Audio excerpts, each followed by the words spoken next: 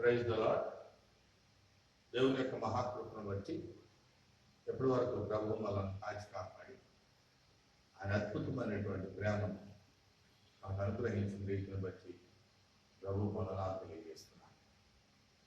దేవుని యొక్క సముఖంలో మనందరం కూడుకొని ప్రభువును స్తుతించడానికి దేవుడు మనకి ఇచ్చినటువంటి ధన్యతను బట్టి స్తోత్రాలు తెలియజేస్తూ ఇప్పుడు వచ్చిన మీ అందరికీ ఆత్మీయ వందనాలు తెలియజేస్తున్నాను.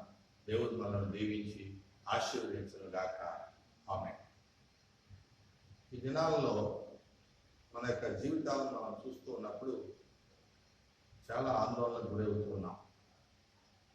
అనేక వ్యతిరేకమైన పరిస్థితులు, రకరకాల శోధనలు, ఆపదలు, ఇబ్బందులతో పాటు ప్రస్తుతం మనం ఎదుర్కొంటున్నటువంటి ఈ కరోనా వైరస్ అనేక రకరకాలైనటువంటి వార్తలు, ఎన్నో విషయాలను మనం వింటున్నాం. అవన్నీ మనం వింటున్నప్పుడు, చూస్తున్నప్పుడు ఎంతో ఆందోళనకు, అంతకు మించి గందరగోళానికి గురైపోతున్నాం. ప్రియమైన దేవుని బిడ్డారా, ఒక ప్రక్క సరైనటువంటి చేతి పనులు లేక, ఉద్యోగాలు లేక, ఆర్థికంగా సంపాదన లేక చిరిగిపోతూ, మరొక ప్రక్క సరైనటువంటి ఆరోగ్యానికి దూరమవుతూ ఆందోళనకు దగ్గరైపోతున్నాం. ఇటువంటి పరిస్థితులలో మనం ఎవరిని ఆశ్రయించాలి, ఎవరి సహాయం కోరుకోవాలి, ఏ విధమైనటువంటి సపోర్ట్ మనం పొందుకోవాలి అనేటువంటి విషయాలను ఈరోజు మనం ధ్యానం చేద్దాం. ఎంతో మనం చూస్తున్నాం, ఎన్నో సూసైడ్లు ఈ మధ్యకాలంలో మనం చూస్తున్నాం. లాక్డౌన్లో ఎంతో గందరగోళాల కుటుంబాలు, ఎన్నో అన్యోన్యత లేని, ఐక్యత లేనటువంటి దాంపత్య జీవితాలు, తల్లిదండ్రులకు బిడ్డలకు పొసగనటువంటి స్థితిగతులు, లేదా కరోనా వచ్చిందని విడిచిపెట్టేటువంటి కుమారులు, కుమార్తెలు, భయంతో ఇల్లు వదిలి వెళ్ళిపోతున్నటువంటి ఇటువంటి వ్యాధిగ్రస్తులు, వీళ్ళందరినీ చూస్తున్నప్పుడు మన హృదయం ఎంతో వేదనకు గురైపోతాం. దేవుని ప్రేమ లేనటువంటి స్థితి కనిపిస్తుంది. ఒకరంటే ఒకరికి అన్యోన్యత, ఆప్యాయత, ఒక చక్కని సంబంధం, ఆత్మీయమైనటువంటి బంధంతో ముడివేసుకునేటువంటి స్థితి, ఇవన్నీ కూడా ఈ రోజుల్లో ఎక్కడ మనకు కనిపించట్లా. కుటుంబాల్లో ఉండాల్సిన ప్రేమ, అనురాగాలు దూరం అయిపోతున్నాయి. వ్యక్తుల మధ్య ఉండాల్సినటువంటి అనుబంధాలు, అనురాగాలు కంటికి కనిపించకుండా మరిగ్యమైపోతా ఉన్నాయి. ఇటువంటి పరిస్థితులు మరి మనం ఎదుర్కొంటూ మనం దేన్ని ఆశ్రయిస్తున్నాం, ఎవరిని ఆశ్రయిస్తున్నాం, దేన్ని సపోర్ట్ చేసుకుని జీవిస్తున్నామో కూడా తెలియనటువంటి పరిస్థితుల్లో మనం కొట్టుమిట్టాడుతూ ఉన్నాం. అనేక స్థితిగతుల్లో ఎన్నో ఆపదలు, మరెన్నో కష్టాలు, ఎన్నో ఇబ్బందులు, ఇవన్నీ కూడా ఎదుర్కొంటున్నటువంటి బిడ్డలను మనం జీవనంలో చూస్తున్నాం. ఉదాహరణకు దావీదును చూసినప్పుడు సొంత మామే ఆయన మీద కక్ష కట్టి ప్రాణం తీయడానికి ఎన్నో రకరకాలైనటువంటి కుట్రలు పొందుతూ, యుద్ధాలు చేస్తూ, ఎక్కడ నిలువ నీడ లేకుండా పరిగెత్తిస్తూ, వెంబడింపజేస్తూ, సైన్యంతో తరుముతూ, కొండలు గుట్టల పాలు చేసినట్లుగా మనం చూస్తున్నాం. అటువంటి స్థితిగతుల్లో దావీదు ఒక చక్కని కీర్తన రాశాడు. 34వ కీర్తన ఒకటి, 56వ కీర్తన 3వ వచనంలో, భయం కలిగినప్పుడు నేను యెహోవాను ఆశ్రయిస్తాను అని చెప్పాడు. అంటే మన జీవితాల్లో భయం, గందరగోళం, గడిబిడి లేదా ఒత్తిడి, ఇటువంటివన్నీ కలిగినప్పుడు ఈ వాక్య ప్రకారం మనం యెహోవాను ఆశ్రయించాలనేది ఇక్కడ మనకు తేటతెల్లగా కనిపిస్తూ ఉంది. దేవుడిని ఆశ్రయించడం అంటే శరణ కోరడం, శరణుకొచ్చటం. అయ్యా నీవే నాకు శరణం, నీవే నాకు దిక్కు. ఇంకొక అర్థం దిక్కు అని 91వ కీర్తనలో రాస్తాడు, యెహోవాను ఆశ్రయిస్తే ఏమేమి మేలు కలుగుతాయి. యెహోవాను వెంబడించినప్పుడు మహోన్నతుని చాటు నివసించువాడే సర్వశక్తుని నీడను విశ్రమించువాడు, ఆయనే నా ఆశ్రయము, ఆయనే నా కోట, ఆయనే నా దుర్గము, నేను ఆయన ఎన్నడూ కూడా విడువను అని చెప్పి మాట్లాడుతున్నాడు. ఎప్పుడైతే ఆయన ఆశ్రయంగా ఉన్నాడో, ఆయన నీడగా ఉంటాడో, ఆయన కాపురిగా ఉంటాడో, నాకు ఈ యొక్క అపాయంలో కానీ, ఆందోళనలో కానీ, లేదా గందరగోళ స్థితిగతుల్లో కానీ, శోధనలో కానీ, శ్రమలో కానీ ఆయనే నాకు అండ, ఆయనే నాకు కొండ పెట్టని కోట అని చెప్పి మాట్లాడాడు. ఇంకేమంటాడు? రాత్రికాలము కలిగే భయానికి, ఉదయకాల సమయంలో కలిగేటువంటి శోధనకు, మధ్యాహ్నం నుంచేటువంటి రోగానికి, రాత్రికాలంలో భయానికి నేను భయపడను అని చెప్తా ఉన్నాడు. ఏ కాలంలో ఏది సంభవించినా నేను దేవుణ్ణి ఆశ్రయిస్తాను అని చెప్పి మాట్లాడుతున్నాడు. ప్రియమైనటువంటి దేవుని బిడ్డ, కాబట్టి ఒక్క మాటలో చెప్పాలంటే ప్రతి విషయంలోనూ దావీదు దేవుణ్ణి ఆశ్రయించినట్లుగా మనం చూస్తూ ఉన్నాం. ఆయనే మనకు ఆశ్రయ దుర్గం. నరులను ఆశ్రయించడం కంటే యెహోవాను ఆశ్రయించడం మేలు అంటాం. రాజులను నమ్ముకుట కంటే, మానవులను నమ్ముడు కంటే, అధికారులను నమ్ముడు కంటే, ఈ లోకంలో పెద్ద పెద్ద నాయకులుగా చలామణి అవుతున్న వారిని నమ్మటం కంటే, ఈ లోకంలో గొప్ప స్థానం ఉన్న వారిని నమ్మటం కన్నా యెహోవాను నమ్మటం, యెహోవాను ఆశ్రయించడం నరునికి మేలు అని చెప్పి వాక్యం సెలవిస్తున్నట్లుగా చూస్తా ఉన్నాం. ప్రియమైనటువంటి దేవుని బిడ్డ, ఈ క్రమంలో మరి ఏ విధంగా మన ప్రభువును ఆశ్రయించాలి, ఏ విధంగా ప్రభువును మనం వెంబడించాలి అనేటువంటి విషయాలను ఒకసారి మనం జాగ్రత్తగా వాక్య భాగంలో పరిశీలించేద్దాం. చూడండి, 2వ దినవృత్తాంతములు 14వ అధ్యాయము 1 నుంచి 7 వచనాలు ఒకసారి మనం చూసినప్పుడు ఒక విషయాన్ని మనం అక్కడ చక్కగా చూడగలుగుతూ ఉన్నాం. 2వ దినవృత్తాంతాలు 14వ అధ్యాయము 7వ వచనము ఏమంటాడంటే, నీ ఆపదలో, నీ కష్టములో, నీ ఇబ్బందిలో, నీ ఇరుకులు, ఈ స్థితిగతులలో ప్రభువును ఆశ్రయించినట్లయితే నీకు నెమ్మది కలుగును అని చెప్తాం. ఈ లోకంలో నెమ్మది లేని కుటుంబాలు ఎన్నో చూస్తాం.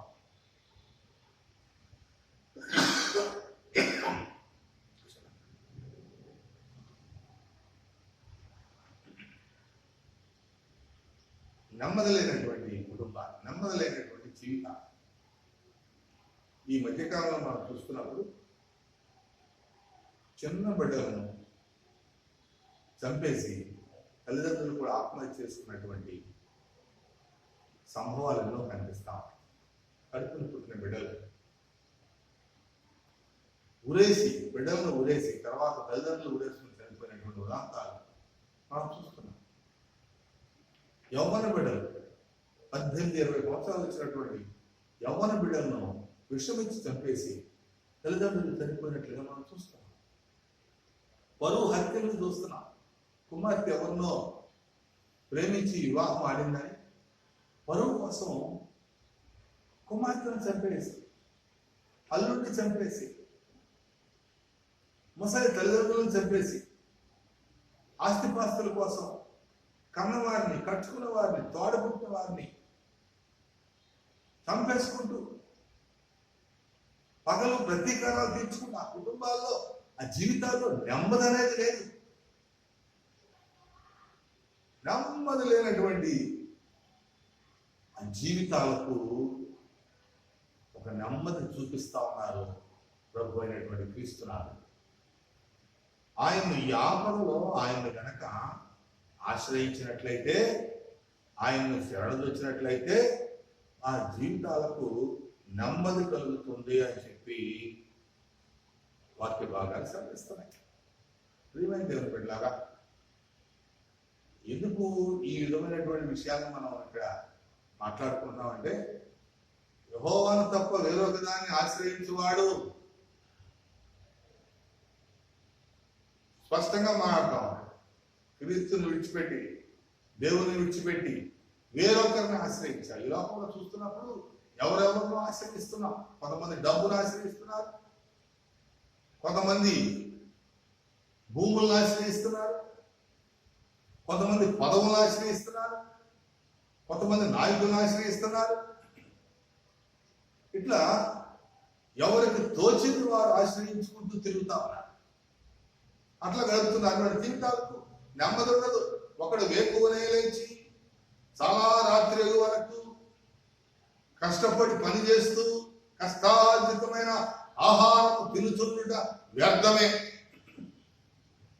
ఆ జీవితంలో నెమ్మది లేదు. ఎప్పుడు లెగుస్తాడో, ఎప్పుడు పండుకుంటాడో, ఎంతసేపు ప్రయాస పని, దాని కొరకు దీని కొరకు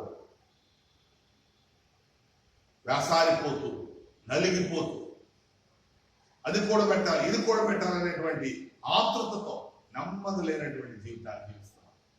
పక్కకుంటే కుటుంబ కలహాల వల్ల ప్రాణాలు తీసుకునేవారు, ధన సంపాదన వల్ల నెమ్మది లేని జీవితం జీవించేవారు, ఈ లోకం అంతా పోగేసుకోవాలనేటువంటి ఆలోచన కలిగి నెమ్మది లేకుండా సమాధానం లేకుండా బ్రతికేటువంటి వారు ఇప్పుడు అందరూ మనకు కనిపిస్తున్నారు. సమాజంలో మనం చూస్తున్నప్పుడు ఇరిగిపోయి సొసైటీలో మన ప్రక్కనే ఉంటూ ఉంటారు. ఒకవేళ మనం కూడా నెమ్మది లేకుండా జీవిస్తున్నామేమో ఒకసారి ఆలోచన చేసినప్పుడు కలహానికి కారణం అవుతున్నాయేమో. దేవుని విడిచిపెట్టి తిరిగేవాడికి నెమ్మది ఉండదంట. యెహోవాను విడిచిపెట్టి శ్రమలు అధికమగునని సెలవిస్తున్నాయి. శ్రమలు అధికమవుతాయి, నెమ్మది ఉండదు. శ్రమలు అధికమవుతాయి, నెమ్మది ఉండదు. సమాధానం ఉండదు, సమస్యలు అధికమవుతాయి, శాంతి ఉండదు, దీర్ఘశాంతం కోల్పోతూ ఉంటాం. కాబట్టి ప్రభు అయినటువంటి దేవుడు సెలవిస్తున్నటువంటి మాట, ఈ భయంకరమైనటువంటి పరిస్థితుల్లో, భయం కొలిపేటువంటి సమయాల్లో, ఆపద సమయాల్లో ఆయన ఆశ్రయించినప్పుడు ఆయన నెమ్మది కలుగజేస్తానని చెప్పేసి ఇక్కడ మనకు వాక్యం సెలవిస్తున్నట్టుగా చూస్తున్నాం. ఎందుకంటే అక్కడ ఉన్నటువంటి స్థితిగతులన్నింటినీ సరి చేసుకుంటున్నాం. అయ్యా మా రాజ్యంలో నెమ్మది దయచేయి, మా కుటుంబంలో నెమ్మది దయచేయి, మా సంఘంలో నెమ్మది దయచేయి. మేము నీ చిత్తాన్ని నెరవేర్చేటువంటి వారు, నీ యందు భయభక్తులు కలిగి జీవించేటువంటి వారు, నీతోనే మా జీవితాన్ని కూడా నీ ధర్మశాస్త్ర ప్రకారం నెరవేర్చారు. ధర్మశాస్త్ర ప్రకారం ముందుకు సాగుతున్నప్పుడు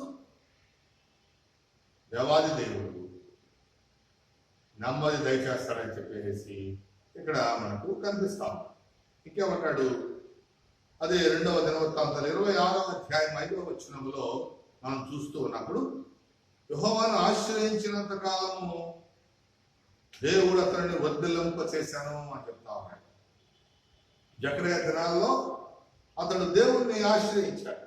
26వ అధ్యాయం 5వ వచనం, యెహోవాను ఆశ్రయించినంత కాలము ఆకు వాడక తన కాలం ముందు ఫలమిచ్చు చెట్టు వలె వర్ధిల్లాడు. అతడు చేయడంతో సఫలమవుతుంది, సఫలమైన రీతిలో వర్ధిల్లుతూ ఉన్నాడు. దేవుని ఆశ్రయించినప్పుడు దేవుడు మంచి జీవితాన్ని ఇస్తాడు, ఆ జీవితాన్ని ఫలింపజేస్తాడు, ఫలించిన దాన్ని పుష్పింపజేస్తాడు, అలాగే అభివృద్ధి చేస్తాడు, విస్తరిస్తాడు, ఉన్నతమైనటువంటి స్థితిలో నడిపిస్తూ ఉన్నాడు. కాబట్టి ప్రియమైనటువంటి దేవుడు బిడ్డలారా, మనం యెహోవాను ఆశ్రయించినప్పుడు మన జీవితాలు వర్ధిల్లుతాయి, మన కుటుంబాలు వర్ధిల్లుతాయి, మన బిడ్డలు వర్ధిల్లుతారు, వారు చేసేదంతా కూడా సఫలమవుతూ ఉంది. ఈ విషయాలు మనం స్పష్టంగా గ్రహించాలి. వర్ధిల్లేటువంటి స్థితిలో మనం ఉంటాం, కలత చెందే స్థితిలో కానీ నెమ్మది లేని స్థితిలో కానీ ఉండం.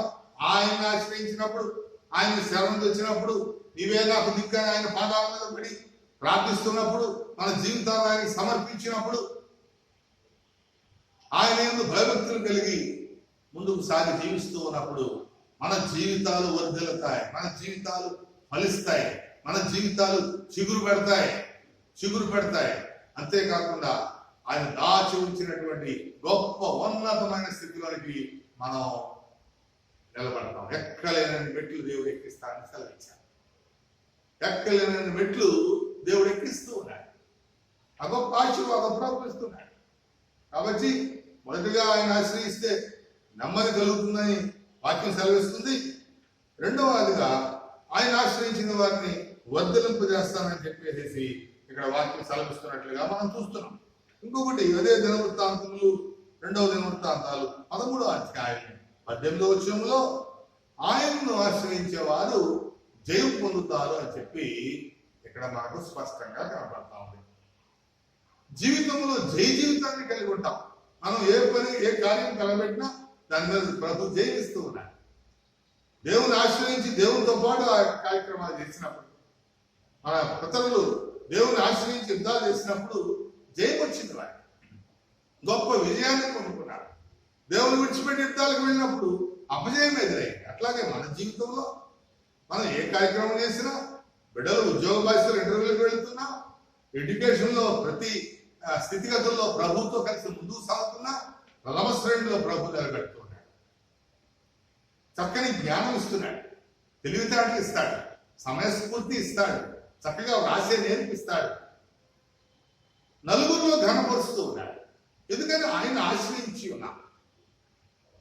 ఆయన ఆశ్రయించినప్పుడు ఎవరు ఆ గ్రామంలో మేధావుల్లో, పండితుల్లో లేదా ఘనత వహించిన వారిని ఆశ్రయించకుండా, చాలా మంది చూస్తూ ఉంటాం, వారు చాలా తెలివండి, వీరికి చాలా జ్ఞానం అండి, వారైతే మంచి మంచి సలహాలు ఇస్తారండి.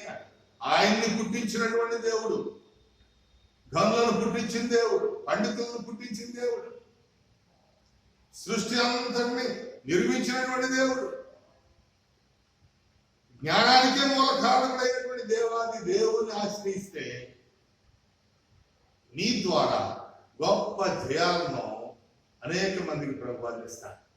ప్రియమైనటువంటి దేవుని బిడ్డలారా, నీ యొక్క ప్రతి స్థితిలో, నీ కుటుంబ జీవితంలో జయం, నీ యొక్క ఉద్యోగ జీవితంలో జయం, నీ యొక్క అనుదిన కార్యక్రమాల్లో జయం, ఎక్కడ ఆత్మీయ జీవితంలో అపవాది మీద జయం వేస్తాడు, అపవాదిని బంధింపజేస్తాడు,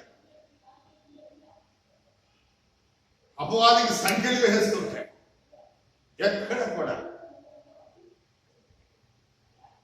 అపవాదికి చోటు లేకుండా, అపవాది కార్యములకు చోటు లేకుండా, అపవాదికి జయం లేకుండా ప్రభు నిన్ను జయకరంగా మార్చుతాడని ఈ యొక్క ఉదయకాల సమయంలో మనం జ్ఞాపకం చేసుకోవాలి. కాబట్టి మనం దేవుని ఆశ్రయించినప్పుడు, దేవుని మీద జీవిస్తున్నప్పుడు, దేవుని మీద నమ్మకం ఉంచినప్పుడు దేవాది దేవుని యొక్క గొప్ప ఆదరణ మనకు కలుగుతుంది. ఆయన యొక్క సహాయ సహకారాలు కలుగుతాయి. ఆయన యొక్క సపోర్ట్ ఎల్లప్పుడూ మనతో ఉంటుంది. గొప్ప జయకరమైనటువంటి జీవితం ప్రభు దయచేస్తాడని చెప్పేసి మనం జ్ఞాపకం చేసుకోవాలి. ప్రియమైనటువంటి దేవుని బిడ్డలారా, 9వ అధ్యాయం 10వ వచనంలో కీర్తనల గ్రంథము, ఆయన విడిచిపెట్టే దేవుడు, నువ్వు కనుక ఆయన ఆశ్రయిస్తే ఆయన అన్నడూ కూడా నిన్ను విడిచిపెట్టడం అని మాట్లాడాడు. మనం ఆయనతో మన యొక్క జీవితాన్ని అనుసంధానం చేసుకున్నప్పుడు, మనం ఆయన మాటలు మన హృదయంలో ఉంచుకొని మనము ఆయనలో నిలిచి ఉన్నప్పుడు, మీరు ఏది అడిగినానో అది నేను మీకు అనుగ్రహిస్తానని మాట్లాడుతున్నటువంటి దేవుడు, మీ పక్షాన నేను తండ్రికి మనవి చేసేటువంటి దేవుడు అని చెప్తున్నాడు. మీ పక్షాన, మీ స్థితిగతుల పక్షాన, మీ కుటుంబ పక్షాన మొరపెట్టేటువంటి దేవుడు అని చెప్పి మాట. కాబట్టి మనం చూసేటువంటి విషయాలు, చేసుకునేటువంటి విషయాలు ప్రతిదీ కూడా ప్రభువుకి తెలియజేస్తున్నాం. ముందుకు మనం సాగవలసిన వారంగా ఉంటున్నాం. ప్రియమైనటువంటి దేవుని పెట్టాలి. కాబట్టి దేవాది దేవుని యొక్క చిత్తాన్ని మనం ముందుకు గుర్తెరిగి నడుచుకోవాలి అనుకుంటున్నప్పుడు ఆయన ఆశ్రయిస్తే నెమ్మది కలిగినటువంటి జీవితం ఇస్తున్నాడు. తర్వాత వర్ధిల్లింపజేసే జీవితాలు ఇస్తున్నాడు. జయ జీవితాన్ని ఇస్తున్నాడు. ప్రతి విషయంలో కూడా అపజయం లేకుండా జయాన్ని కలుగు చేస్తున్నట్లుగా మనం చూస్తున్నాం. ప్రియమైన ఇంకా ఏమంటాడు అంటే, కీర్తనకారుడు రాస్తూ 14వ అధ్యాయము 5-6 వచనాల్లో, మీరు గనక నన్ను ఆశ్రయిస్తే నేను నీ పక్షాన ఉంటాను, నేను నీతిమంతుల పక్షాన ఉండేటువంటి దేవుడను, నా పక్షాన మీరు దేవాది దేవుడు మనం దిగి రావాలంటే మనం నీతిమంతులుగా, యథార్థవంతులుగా, భయభక్తులు కలిగిన జీవితంగా, ప్రార్థనా జీవితం కలిగిన వారిగా మనం ఉంటూ ఆయన ఆశ్రయిస్తూ ఆయన శరణు వచ్చినప్పుడు, శరణున్నా యేసు ప్రభువా నీవేగా మాకు త్రోవ అని చెప్పి ఒక చక్కని కీర్తన మనం పాడుకుంటూ ఉంటాం. ఆయన గనక మనం శరణు చూస్తే ఆయనే మనకు త్రోవ చూపిస్తాడు అని దానికి అర్థం. కీర్తనకారుడు రాస్తున్నటువంటి 119వ కీర్తనలో కూడా, అయా నీ వాక్యములు నా త్రోవకు వెలుగుగా ఉన్నాయి, నా పాదాలకు దీపంగా ఉన్నాయి, నేను నిన్ను ఆశ్రయించి ముందుకు సాగుతున్నాను కాబట్టి నా పాదాలకు నీవే దీపంగా ఉన్నావు, నా త్రోవకు నువ్వు వెలుగుగా ఉన్నావు, నన్ను ఎప్పుడు కూడా చీకట్లో నువ్వు నడిపించవు అని చెప్పాను. నీవు దేవుని ఆశ్రయించినప్పుడు చీకట్లో ఉండవు, వెలుగులో ఉంటావు. అద్భుతమైనటువంటి కార్యము, అద్భుతమైనటువంటి జీవన విధానం మనం పొందుకుని ఉంటాం. కాబట్టి ఆ విధమైనటువంటి స్థితిని మనం కలిగి ఉండటానికి వాక్యం ఆధారం చేసుకోవాలనే సమయంలో మీ అందరికీ మనం చేస్తున్నాను. ఇంకా మనకు చెప్తున్నాడు కీర్తనాకారుడే 31వ అధ్యాయం 19వ వచనంలో ఆయన ఆశ్రయించిన వారికి గొప్ప మేలు కలుగుతుందని చెప్తున్నాడు. ఆయన దాచి ఉంచిన మేలు గొప్పది. ఆయన ఆశ్రయించిన వారికి ఆయన సిద్ధం చేసినటువంటి మేలు, ఆయన దాచి ఉంచిన మేలు గొప్పది. ఈ లోకంలో గొప్ప గొప్ప విషయాలు మనం తెలుసుకుంటూ ఉంటాం, గొప్ప గొప్ప కార్యాలు చేయాలని ఆరాటపడుతూ ఉంటాం.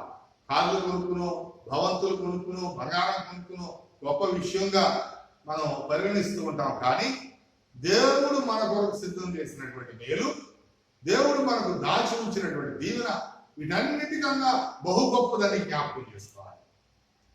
శ్రేయస్కరమైన ఆశీర్వాదాలతో ఆయన నిన్ను ఎదుర్కొంటాడని చెప్పి వాక్యం సెలవిస్తాను. అత్యున్నతమైన స్థానాన్ని నీకు ఇస్తున్నట్టుగా వాక్యం సెలవిస్తుంది. ఎప్పుడైతే ఆయన ఆశ్రయంగా ఆయన శరణు వచ్చి ఉన్నప్పుడు మన కొరకు ఆయన సిద్ధం చేసినటువంటి మేలు బహు గొప్పది అని చెప్పి మాట్లాడుతున్నాడు. గొప్ప మేలు నువ్వు పొందుకోవాలంటే, గొప్ప మేలు నీ కుటుంబానికి కలిగి రావాలంటే, గొప్ప మేలు నీ బిడ్డలు కలిగి ఉండాలి అంటే ఆయన ఆశ్రయించాలి అని చెప్పేసి మనం జ్ఞాపకం చేసుకోవాలి. ప్రియమైన దేవుని సంగమా, దేవుని ఆశ్రయించినప్పుడు ఎన్ని ఆశీర్వాదాలు దాగి ఉన్నాయో మనకు కనిపిస్తున్నాయి. చక్కని ఉదాహరణతో కూడినటువంటి జీవితాలు మనం ఎన్నో చూస్తున్నాం. నన్ను ఆశ్రయించినటువంటి యెహోవాను ఆశ్రయించిన వాడు ధన్యుడు అని చెప్పి మనం అనేక సార్లు చదువుకున్నాం. ఇవి మామూలుగా యాజుగా చదువుకుంటాం కాదు, కానీ హృదయపూర్వకంగా వాటిని విశ్వసించినప్పుడు ఆ ధన్యకరమైన జీవితం మనం కలిగి ఉంటాం.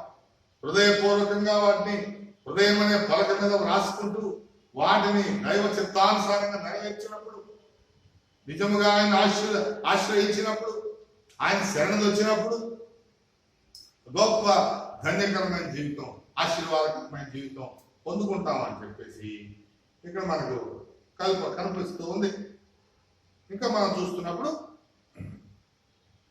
112వ కీర్తన 7వ వచనములో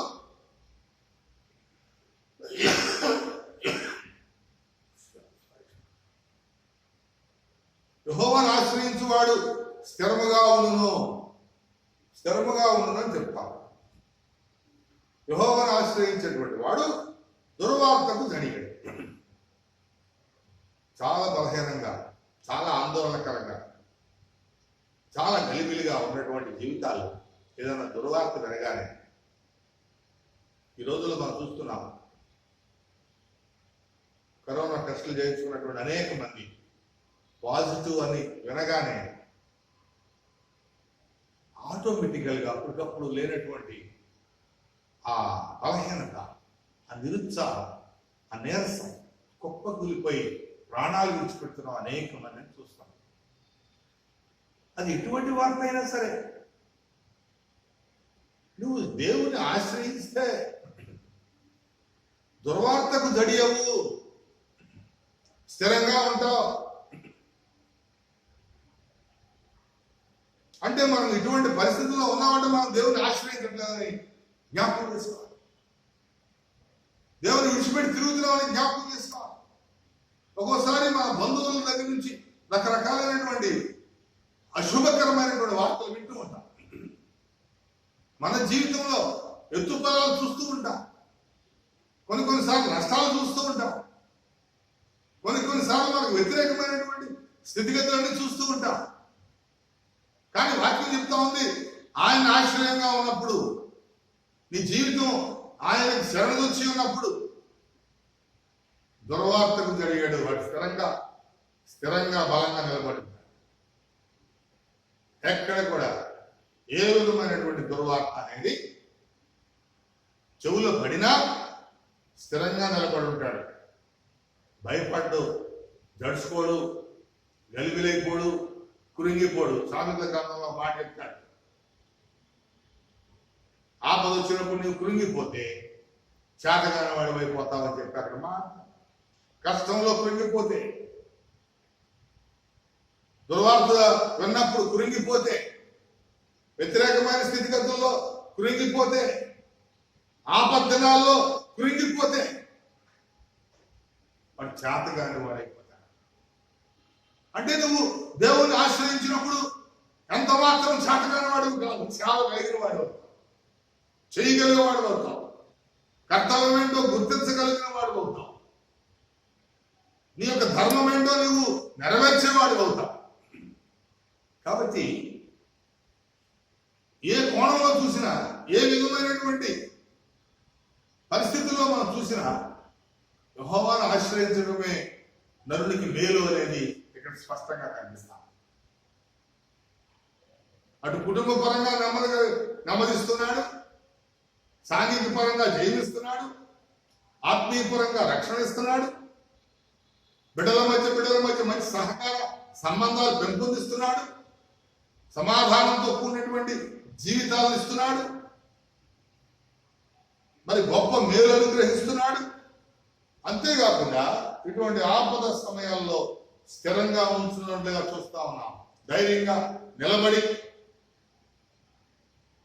చక్కని ఆలోచనతో చేయవలసినటువంటి కార్యాన్ని చక్కగా చేస్తూ ఆ యొక్క నష్టాన్ని ఎదుర్కొనేటువంటి శక్తి, ఆ దుర్వార్తను శుభవార్తగా మార్చుకునేటువంటి స్థితి, ఆ కలిగిన గాయాన్ని మాన్పుకునేటువంటి గొప్ప ధైర్యం, ఇవన్నీ ప్రవహిస్తున్నట్లుగా మనం చూస్తున్నాం ప్రియమైనటువంటి దేవుని బిడ్డ.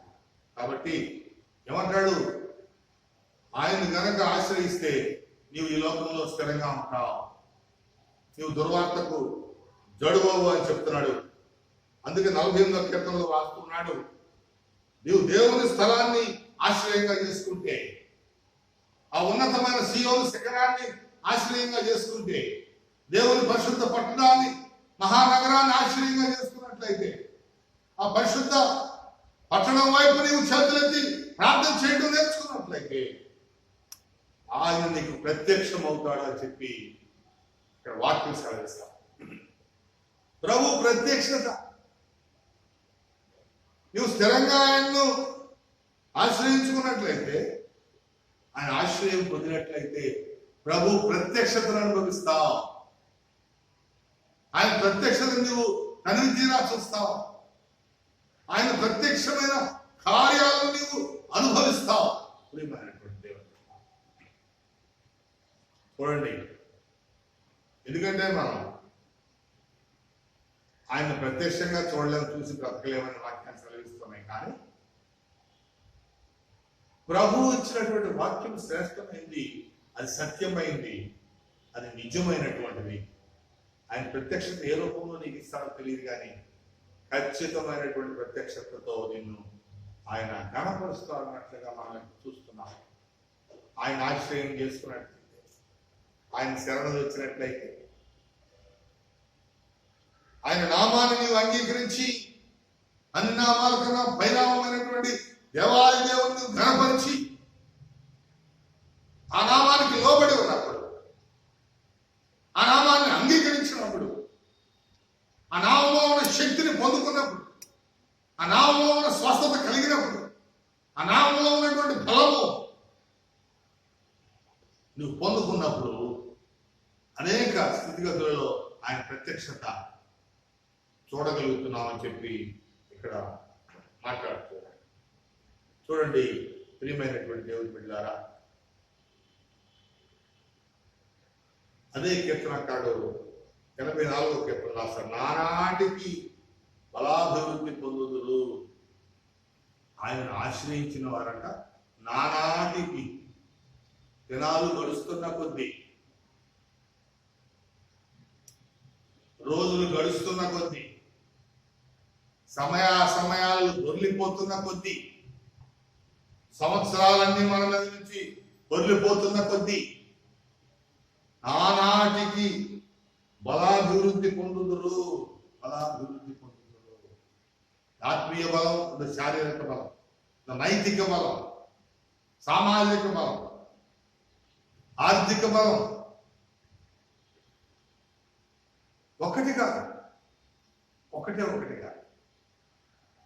ఎన్ని రకాలు. ఎందుకంటే ఆయన బలవంతుడైన దేవుడు. ఆ బలవంతుడైన దేవుడు నానాటికి నిన్ను బలాభివృద్ధిలోకి తీసుకెళ్తాడు.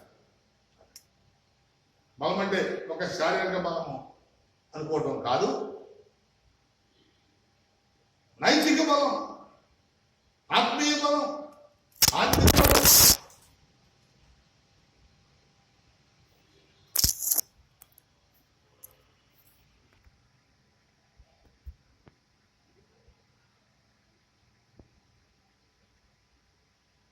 ఆయన ఆశ్రయించినప్పుడు నానాటికి బలాభివృద్ధి పొందుతున్నాం. ఆయన ఆశ్రయించినప్పుడు దేవుని ప్రత్యక్షతను చూస్తున్నాం. ఆయన ఆశ్రయించినప్పుడు దావీదు ప్రార్థన చేస్తాడు. 2వ సమూయేలులో మనం చూస్తూ ఉంటాం. వాక్యంలో 2వ సమూయేలులో మొదటి నుంచి మనం చూస్తున్నప్పుడు సౌలు చేతిలో నుండి తన శత్రువులందరి చేతిలో నుండి తప్పించిన దినమున దావీదు ఈ గీత వాక్యములను చెప్పి యెహోవాను స్తుతించెను. యెహోవా నా శైలము, యెహోవా నా కోట, యెహోవా నా రక్షకుడు, నా దుర్గము, ఆయనను ఆశ్రయించుదును.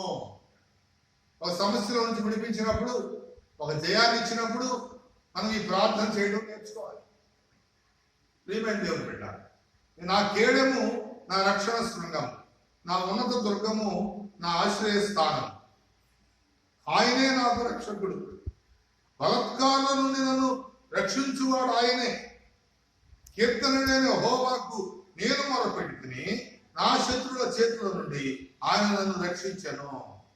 మృత్యువు యొక్క అలలు నన్ను చుట్టుకొనినను, వరద వలె భక్తిహీనులు నా మీదికి వచ్చి నన్ను బెదిరించినను, పాతాళ పాశము నన్ను అరికట్టగను, మరణపు ఉరులు నన్ను ఆవరించగను. నా శ్రమలో నేను యెహోవాకు మొరపెట్టుకుని నా దేవుని ప్రార్థన చేసి తిని ఆయన తన ఆలయములో ఆలకించి నా ప్రార్థన అంగీకరించాను. నా మొర ఆయన చెవిని దొచ్చాను. చక్కని ప్రార్థన మనకు నేర్పిస్తున్నాడు.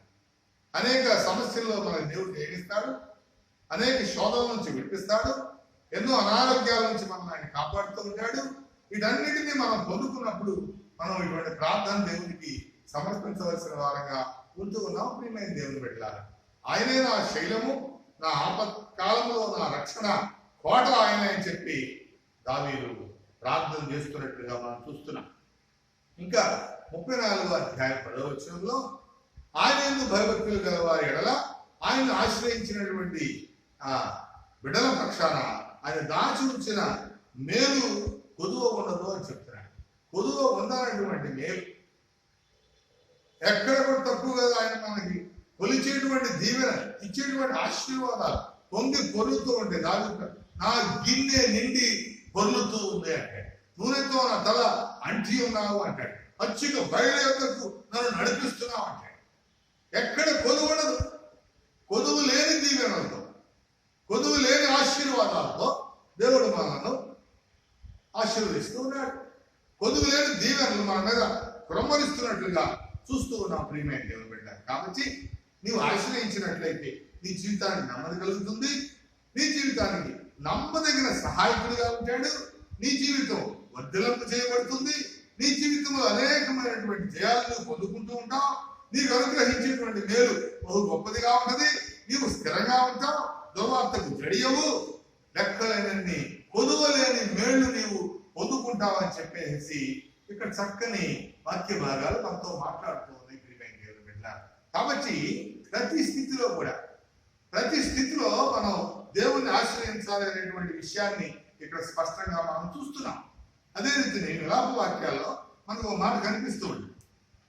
చూడండి, విలాప వాక్యములు 3వ అధ్యాయము 24వ వచనం నుంచి మనం చూస్తున్నట్లయితే, నీవు ఎంతైనా నమ్మదగిన వాడవు, యెహోవా నా భాగమని నేను అనుకుంటున్నాను.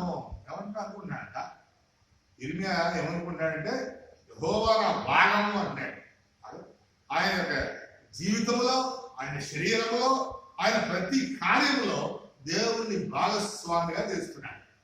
దేవుని భాగస్వామిగా చేస్తున్నట్టుగా మనం చూస్తున్నాం.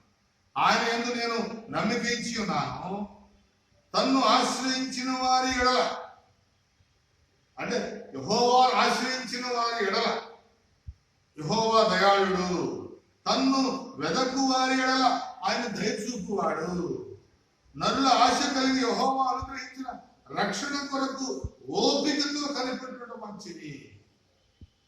ఓపికతో ఆయన అనుగ్రహించినటువంటి రక్షణ కొరకు, ఆయన అనుగ్రహించేటువంటి ఆశీర్వాదం కొరకు, ఆయన అనుగ్రహించేటువంటి దీవెనల కొరకు, ఆయన అనుగ్రహించే గొప్ప మేలు కొరకు, ఆయన అనుగ్రహించే నెమ్మది కొరకు, ఆయన అనుగ్రహించేటువంటి కొదువలేని మేలు కొరకు, ఆయన ప్రత్యక్షత కొరకు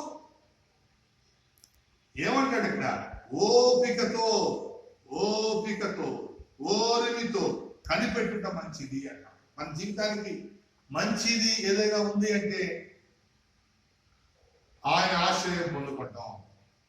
మన జీవితంలో మంచి స్థితి ఏమైనా ఉంది అనుకుంటే ఆయన్ని శరణి ఒకటి దొచ్చటం. మన జీవితంలో మంచి కార్యం ఏమంటే ఆయనే దిక్కని నిర్ణయం తీసుకుంటాం. మన జీవితాన్ని ఆయన చేతులకు అప్పగించటం. ప్రియమైనటువంటి దేవుని బిడ్డ, కాబట్టి ఈ సమయంలో మనం దేవుని యొక్క వాక్యాన్ని తలపోసుకుంటూ ఉన్నాం. యోహాను భక్తుడు రాస్తూ ఆయన ఆశ్రయం పొందేటువంటి వారు, ఆయన కొరకు ఎదురు చూసేవారి, నేను వాక్యం ఇచ్చి వాక్యము ద్వారా వారిని నింపి వారి పక్షాన తండ్రికి మనవి చేస్తున్నానని చెప్పి అక్కడ మనకి యోహాను సువార్తలో కనిపిస్తుంది. అట్లాగే అపోస్తల కార్యంలో అపోస్తలుడైన పౌలు ఏథెన్సు పట్టణం విజిట్ చేస్తూ అక్కడ ఉన్నటువంటి కొంతమంది శిష్యులతో మాట్లాడుతూ, మీరు తెలియబడిన దేవుణ్ణి, పేరు లేనటువంటి వారిని ఆశ్రయం పొందుతున్నారు కానీ మిమ్మల్ని రక్షించేవారు, మిమ్మల్ని కాచి కాపాడేవారు, అనుదినము మిమ్మలను సంరక్షించేటువంటి దేవాది దేవుడు, నన్ను రక్షించిన యేసు ఉండగా తెలియని పరం దేవుడు అని రాసి దాన్ని ఆశ్రయిస్తారేంటి? అలా కాదు, ఇలా చేయండి. ఒకవేళ మీరు ఎప్పుడైనా వెతుకుతారేమో అని, ఆపద సమయంలో కడుగులాడతారేమో అని, మీ యొక్క గరునుల పొడిమేడల్లో, మీ ఇండ్ల స్థలము సరిహద్దుల్లో ఆయన తన యొక్క సన్నిధానం నుంచి మీరు ఎప్పుడైనా భయపడినప్పుడో, భీతి చెందినప్పుడో, కష్టకాలంలో వచ్చి ఆయన ఆశ్రయిస్తారని ఆయన తన యొక్క నివాసం అక్కడ ఏర్పాటు చేసుకున్నాడని రాస్తున్నాడు. ఎంత గొప్ప స్థితి చూసారా? భయం కలిగినప్పుడు ఒకవేళ ప్రభు తరుగులాడతామేమో అని, ఆపత్కాల సమయంలో ప్రభువుని శరణు దూచుతామేమో అని, కష్టకాలంలో దేవా నా దగ్గరకు దిగిరావా అనేటువంటి ఆలోచన కలిగి ప్రార్థన చేయడానికి ముందుకు వస్తామేమో అని మన యొక్క పొలిమేరల్లో, మన యొక్క ఇంటి స్థల సరిహద్దుల్లో మన సన్నిధానం నుంచి మనం ఎప్పుడు వస్తామా అని ఆయన ఎదురు చూస్తాము. వాక్యాన్ని అర్థం చేసుకున్న ప్రియ సహోదర సహోదరి, ఎన్ని రకాలైనటువంటి శ్రేష్టమైన మేలు మన కొరకు దాచిపెట్టాడో మనం చూస్తున్నాం. ఆయన ఆశ్రయిస్తే నీ కుటుంబంలో మరణాలు ఉండవు, నీ కుటుంబంలో శోధన ఉండదు, నీ కుటుంబంలో రోదన ఉండదు, నీ కుటుంబంలో సమస్యలు ఉండవు, నీ కుటుంబంలో బలహీనతలు ఉండవు, నీ కుటుంబంలో ఆత్మహత్యలు ఉండవు, నీ కుటుంబంలో కలహాలు ఉండవు, ఐక్యత లేని స్థితి ఉండదు, సమాధానం లేని స్థితి ఉండదు. అంత నెమ్మది ఉంటుంది, అంత నెమ్మది ఉంటుంది, సమాధానం ఉంటుంది, సఖ్యత ఉంటుంది, మంచి ఐక్యత ఉంటుంది. దేవుని ఆశ్రయిస్తావా? ఈ ఉదయకాల సమయంలో దేవుని ఆశ్రయించాలనుకుంటున్నావా? ఎన్ని గొప్ప ఆశీర్వాదాలు ప్రభు దాచిపెట్టాడు. లోకాన్ని ఆశ్రయించాలనుకుంటున్నావా? అనేక శ్రమల పాల్పడతాం, ఎన్నో ఇబ్బందులకు గురైపోతాం, ఎంతో మంది అధికారానికి దాసోహం అయిపోతూ ఉంటాం, ఎంతో మంది పెత్తనానికి బలైపోతూ ఉంటాం, ఎంతో మంది ఒత్తిళ్ళకి గురైపోతూ ఉంటాం. Stress stress stress. ఎక్కడ జీవితంలో నెమ్మది అనేది కనిపించట్లా, ఎక్కడ సమాధానం కనపట్లా, ఎక్కడ ఐక్యత కనపట్లా. అంత ఆందోళన ఆందోళన ఆందోళన ఆందోళన. అదే స్థితిగతుల్లో మనం ఉండిపోతున్నాం.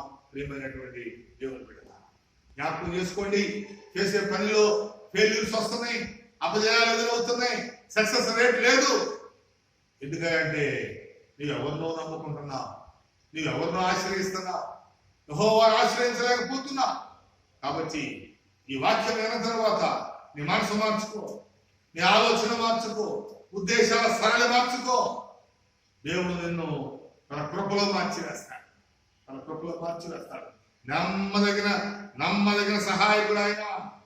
ఆపత్కాలంలో నమ్మదగిన సహాయకుడు, నీ కష్టకాలంలో నమ్మదగిన సహాయకుడు. నా ప్రియ సహోదరుల సహోదరి, ఆయన్ని ఆశ్రయించు, ఆయన్ని ఆశ్రయించు. ఎక్కడ ఏ మేలు పొందున్నదో ఆ మేలు బహు గొప్పగా ఉంటుంది, నీకు జయం కలుగుతుంది. ఆయన ఎంత మాత్రం తోసివేయడు, విడిచిపెట్టడు. ఆయన ఆశ్రయించే వారికి దయ చూపిస్తాడు, దయాళత్వాన్ని ఇస్తాడు, రక్షణ అనుగ్రహిస్తాడు. కాబట్టి ఓపికతో ఎదురు చూడని చెప్పి వాక్యం సెలవిస్తాడు. ఉదయకాల సమయంలో ఈ వాక్యమైనటువంటి ప్రియ సహోదరి సహోదరుడా, ఇప్పటి వరకు నువ్వు ఎవరు ఆశ్రయించావో తెలియదు, ఎవరి యొక్క కనుసన్నలో నడుస్తున్నావో తెలియదు, ఎవరి యొక్క ఆలోచనలకు బానిసగా ఉంటున్నావో తెలియదు, ఎవరు సలహాలు తీసుకుంటానికి పరిగెడుతున్నావో తెలియదు. కానీ జీవగ్రంథం నీతో మాట్లాడుతుంది. జీవాధిపతి నీ వద్దకు వస్తున్నాడు, తన ప్రత్యక్షత చూపించడానికి, తన అద్భుతమైన రక్షణ నీకు ఇవ్వడానికి, తన అద్భుతమైన స్వస్థత నీకు ఇవ్వడానికి.